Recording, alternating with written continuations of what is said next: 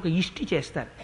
ఆ ఇష్టి చేసిన తర్వాత గుర్రం బయలుదేరి వెడుతుంది. వెళ్ళినటువంటి గుర్రం 12 నెలల తర్వాత మళ్ళీ తిరిగి రాజు దగ్గరికి వస్తుంది.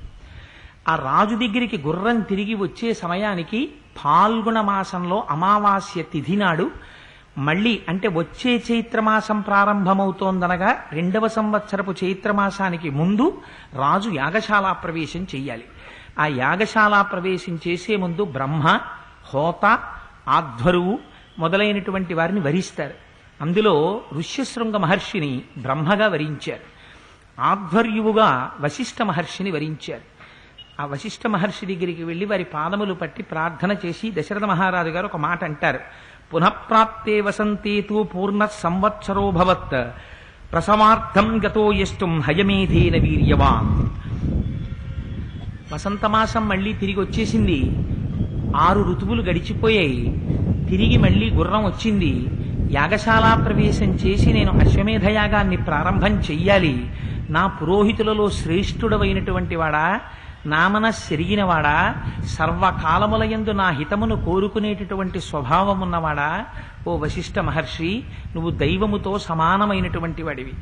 నిన్ను ప్రార్థన చేస్తున్నాను. నాయందు అనుగ్రహించి నాకు సంతానము కలగడం కోసమని ఈ ఇష్టి ఏ విధమైనటువంటి ఇబ్బందులు లేకుండా, ఏ విధమైనటువంటి ప్రతిబంధకములు ఎదురుకాకుండా ఈ యాగము నడిపించవలసినటువంటి బాధ్యత నీ భుజస్కంధముల మీద ఉంచుతున్నానని ఆయనని ఆధ్వర్యువుగా వరించారు. ఒకసారి ఆధ్వర్యువుగా వరించిన తరువాత యాగం పూర్తయిపోయేంత వరకు రాజు స్వతంత్రించి తనకు తానుగా ఏదీ చెయ్యకూడదు. ఇంకా పనులన్నింటినీ కూడా ఆధ్వర్యువే నిర్వహిస్తారు. అందుకని వశిష్ఠ మహర్షి ఆశీర్వచనం చేశారు, తప్పకుండా యాగం పూర్తవుతుంది, రాజా నీ మనోరథం ఈడేరుతుంది. పూర్వకాలంలో మనకున్న సంప్రదాయం ఇది. భారత జాతి గర్వించదగ్గ మహోత్కృష్టమైనటువంటి సంప్రదాయం ఎక్కడుందంటే, మనకి ఏదైనా కష్టం వచ్చిందనుకోండి, ఆ కష్టాన్ని భగవంతుడి పాదములు పట్టి, గురువుల పాదములు పట్టి, పెద్దల పాదములు పట్టి గట్టెక్కడం మనకి చేతనవును తప్ప అన్యమార్గములను పట్టి వెళ్ళడం మనకి చేత కాదు. వర్షాలు పడకపోతే ఋష్యశృంగ మహర్షి యొక్క కాళ్ళు పట్టుకున్నారు. సంతానం కలగకపోతే వశిష్ఠ మహర్షి యొక్క కాళ్ళు పట్టుకున్నారు. ఒక యాగం చేశారు. తప్పించి వేరువేరు ప్రక్రియలు, యజ్ఞయాగాదుల్ని తిరస్కరించడం, వేదము చెప్పినటువంటి ప్రమాణాన్ని తిరస్కరించడం, ఇటువంటివి భారత జాతి యొక్క సంస్కారములు కాదు. అందుకే ఎంతకాలం రామాయణం నిలబడుతుందో అంతకాలమే మన ఆర్షధర్మం నిలబడుతుంది. ఎంతకాలం ఆర్షధర్మం నిలబడుతుందో అంతకాలం మనం గర్వంగా రామాయణానికి వారసులమని చెప్పుకోగలిగినటువంటి అర్హత మనకి మిగులుతుంది. ఆనాడు వశిష్ఠ మహర్షి ఆధ్వర్యువుగా వరింపబడితే దశరథ మహారాజు గారి చేత ఆ మంత్రుల్ని, సేనాపతుల్ని వాళ్ళందరినీ పిలిచారు. పిలిచి దశరథ మహారాజు గారికి మిక్కిలి ఇష్టుడైనటువంటి సుమంత్రుడనేటటువంటి మహర్షిని పిలిచి ఒక మాట చెప్పారు. సరయూ నదికి ఉత్తర దిక్కున యాగశాల నిర్మాణం చెయ్యండి. ఈ సమస్త దేశాలలో ఉన్నటువంటి రాజులను కూడా యథోచితంగా ఆహ్వానించండి. సమస్త దేశములలో ఉన్నటువంటి చాతుర్వర్ణములకు సంబంధించిన కొన్ని వేల మంది ప్రజలు రావాలి. రాజులకు, అధికారులకు, జానపదులకు, పౌరులకు వారి వారికి తగినట్టుగా తాత్కాలికమైనటువంటి విడిది గృహాల్ని నిర్మించండి. అన్నపు రాసులు పొయ్యండి. పర్వతాలు ఎలా ఉంటాయో అలా పర్వతం అంతంత అన్నరాసులు వడ్డించండి.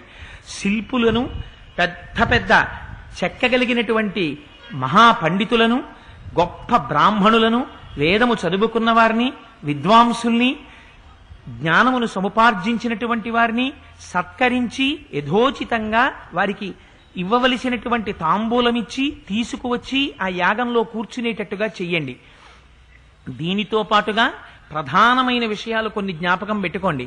మనకి రామాయణం నేర్పుతుంది. మన ఇంట ఒక ఉత్సవం జరిగితే ఎలా ప్రవర్తించాలో మనకి రామాయణం నేర్పింది. తథా జానపదస్యాసి జనస్య భౌశోభనం దావత్యమన్నం విధివత్ సత్కృత్య నతులీలయా. జానపదులుంటారు, గ్రామాల నుంచి వస్తారు. ఆ గ్రామాల నుంచి వచ్చినటువంటి జానపదులకి ప్రవర్తన చేత కాకపోవచ్చు, కానీ వారు జానపదులని, అయోధ్య పట్టణంలోనూ మిగిలిన పట్టణంలో ఉన్నటువంటి వాళ్ళు నాగరికులని, నాగరికులకి వడ్డించేటప్పుడు జాగ్రత్తగా వడ్డించాలని, పల్లెల నుంచి వచ్చినటువంటి వారికి ఏమీ తెలియదు కదా అని నతు లీలయా, అశ్రద్ధతో వాళ్ళకి మీరు వడ్డన చేస్తారేమో, అలా ఎప్పుడూ వడ్డన చెయ్యకండి. మీరు చేసేటప్పుడు విధివత్, చాలా జాగ్రత్తగా, మర్యాదగా, ఎంత చక్కగా వడ్డించాలో అంత చక్కగా వడ్డించండి.